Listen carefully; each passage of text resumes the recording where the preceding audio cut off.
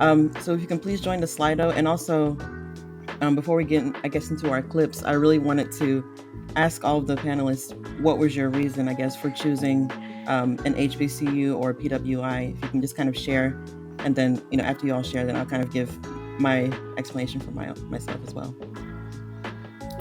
Okay, so mine was very influenced by media. I grew up watching A Different World, and I highly believed that if I went to a HBCU, my experience would be just like Whitley Gilbert's. However, when I actually got accepted and went to my HBCU and attended my HBCU, I was able to understand that I needed it so much more than what TV was showing me.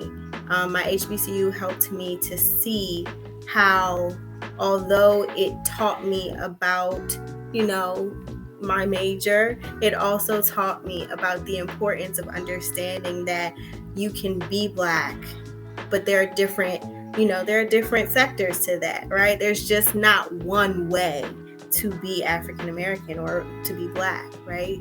There's so many different, we're multifaceted. We are not a monolith. And that helped me to see that. In my introduction earlier, I forgot to mention that I am currently doing my graduate studies at a PWI, the University of Florida. So I've had the undergraduate experience at an HBCU and now having the current experience at a PWI. And to say the least, it is a cultural shock. With that being said, I chose my HBCU firstly because I toured Howard during a college tour in high school, fell in love, didn't apply to any other schools because this was the one that I wanted to be at. And also thinking too that coming from the US Virgin Islands, all I knew were Black people. And going into the college environment, I then wanted to surround myself with more Black people because that's all I knew. I wasn't ready to completely rip myself away from what I knew to be grounded within my culture and around the people that look like me. So it was a very conscious and intentional decision for me to choose an HBCU because I didn't know then, but I know now that I needed that foundation to fuel what I now know to be unapologetically Black in order to be able to strive and thrive in the space that I am now and in all of the works that I plan to do. So I'm also at the University of Florida in the same program with Candace doing my PhD. And I was intentional too about choosing an HBCU. I was dead set on an HBCU since elementary school. I had family members I feel like my parents were always very influential in making sure I knew our history. And so one of the first HBCUs that was brought to my attention was Spelman, and then that was reinforced once I got to middle school. And so kind of similar to Candace, I had tunnel vision, and I knew that it was it felt like it was Spelman or nothing, but I also considered Howard and some other institutions. But I think going on campus and then transitioning from predominantly white high school, it just reinforced that was where I needed to be, where I felt appreciated, where I felt seen, but I was also in an environment that was teaching me about myself and helping me to think about the best way to navigate these situations like Candace mentioned that we're in now. And I'm very grateful for the decision that I made. And I think, again, it's just made me, I feel like a very well-rounded individual and now navigating these different spaces. I came from Nigeria directly into from Nigeria to, I lived there and did my high school and went to college and went directly there. So I went from all Black to all white, overnight.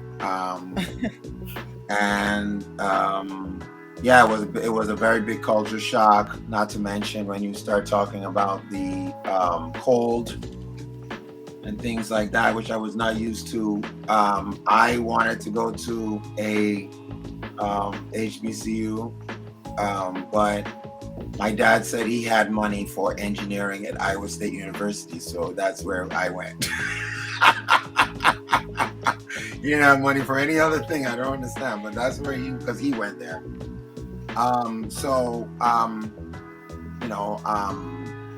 I guess that's my experience with PWI. I mean, it is for me, it was a challenge because I didn't.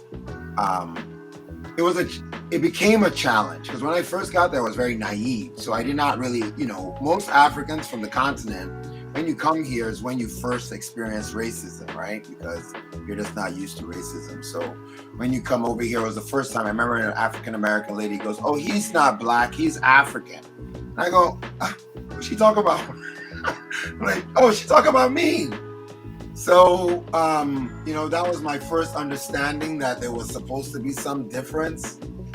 But, and then you start going from there, learning more about how the world works and how, racism works over here. So I guess that's about it. I went to a PWI, I'll say that again. My reasoning for going to UMass Amherst, I went to high school with Black people, Caribbean, African, all of it.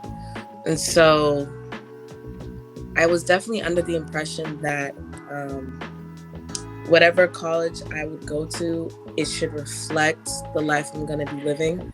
And that's like a myth that I'm even like learning now to this day. But like, just because HBCU is predominantly Black doesn't mean that, that's it not reflecting that you being around Black people constantly is gonna change your experience.